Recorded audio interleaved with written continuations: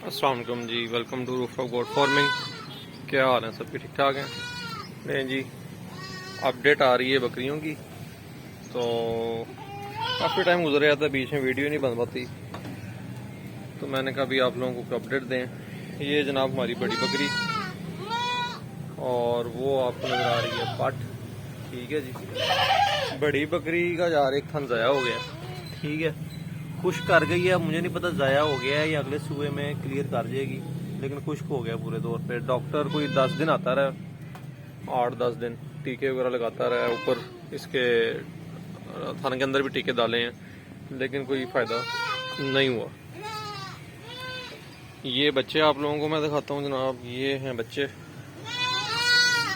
तो बच्चे माशाल्लाह ठीक हैं, पर अब मसला यही था कि एक थान था, उसकी वजह से एक बच्चे को बकरी का दूध मिलता रहा है, ये जो नीचे इस टाइम, और जो ये वाला बच्चा है इसको ओलपर का दूध मैं फीडर से पिलाता रहा हूँ। तो अभी तो माशाल्लाह ठीक हैं, लेकिन ये कि जो ये बच्चा है ना, इसकी हड्डियाँ निस्बतन उस बच्चे के थोड़ी कमज़ोर हैं, बॉडी जो है थोड़ी सी वीक है।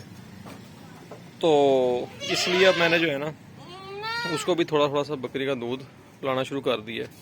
तो आहिस्ता आहिस्ता जो छोटू वाला है उसको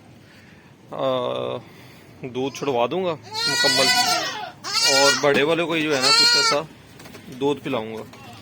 उससे फिर ये है कि उसकी जो कमी थोड़ी बहुत है वो इंशाल्लाह पूरी हो जाएगी। तो बाकी इनको वंडा वगैरह जो है किड स्टार्टर वो शुरू करवाया हुआ है, इसके अंदर मैं डाल देता हूँ, ये खा पी लेते हैं, पानी शानी इन्होंने पीना शुरू कर दिया हुआ है। ठीक, ये देखें ज़रा इसका हाल, ये बहुत चलाक है, और ये इतना चलाक है कि इतनी ऊंची जंप होती है कि वो आपको नज़र आ रहा है मैंने कहाँ तक ले गया हूँ। पहले ये इधर तक होती थी सिर्फ, अब मैंने उसके ऊपर 3 डंडे और लगाए हैं, तो ये जंप मार के माँ के पास पहुँच जाता था। सुबह जनाब आपने वो पिछले वीडियो में देखा होगा, मैं गया था अदनान भाई के पास, ये मैं उनसे बकरा ले के आया हूँ। तो इसको हे वगैरह डाली थी, इसने आई थिंक कुछ गिराई है, कुछ खाई है। तो माशाल्लाह बकरा नस्ल में अच्छा है।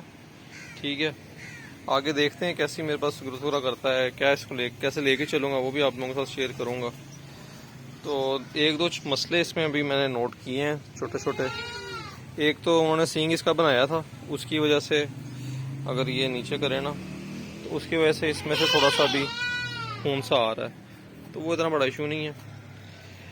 दूसरा ये कि जो इसके ये घुटने हैं अगले, ये मुझे लग रहा है कि थोड़े से सूजे में, लेकिन दोनों एक जितना ही है।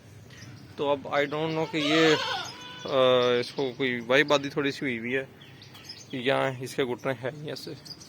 और तीसरी चीज़ जो डिस्कवर हुई है वो ये हुई है कि इसको पीछे भी थोड़ा सा ज़ख्म सा हुआ है, मतलब इसको कहीं कोई फोड़ा सा था इनसी, वो फटी है, शायद आप लोगों को नज़र आ गई हो। तो इसका थोड़ा बहुत ट्रीटमेंट करूँगा, लेकिन मुझे काफ़ी उम्मीद है इंशाल्लाह कि ये कोई इतने बड़े इशू नहीं होंगे, क्लियर हो जाएंगे। तो ये जनाब छोटी सी अपडेट थी। मैं बच्चे आपको खोल के दिखा देता, लेकिन बच्चे जो है ना वो फिर काबू नहीं आते हैं। इनको मैंने पहले इतना हिस्सा था सिर्फ इनके पास, उसके बाद फिर मैंने इनको हिस्सा जो है खुला कर दिया ताकि अंदर ही इनके पास अच्छी जगह हो जाए। अभी तकरीबन इनके पास कम से कम भी 6x6 जो है ना जगह है, और वो तकरीबन काफ़ी है इनके लिए, चल फिर लेते हैं इजीली। ठीक है, तो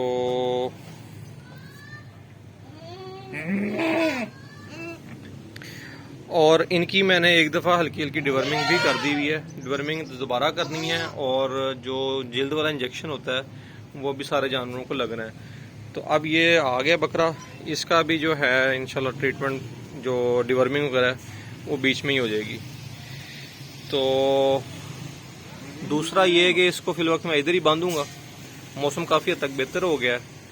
ऊपर जो वो तरपाल है उसको भी खोल के इधर तक इस वाड़े के साथ मैं बांध देता हूँ, उससे ये कि इसके ऊपर शेड वगैरह प्रॉपर रहेगा। अगर कोई बारिश अगर हल्की फुल्की आती है, जो कि अब चांस काफ़ी कम है, उससे बच जाएगा। दूसरा रात को तेल वगैरह से बचेगा, धूप यहाँ पे वैसे ज़रा कम आती है। तो ये जनाब अपडेट थी, इंशाल्लाह फिर नेक्स्ट वीडियो में मुलाकात होती है। अपना रखें ख्याल। ठीक है जी, अल्लाह हाफिज़।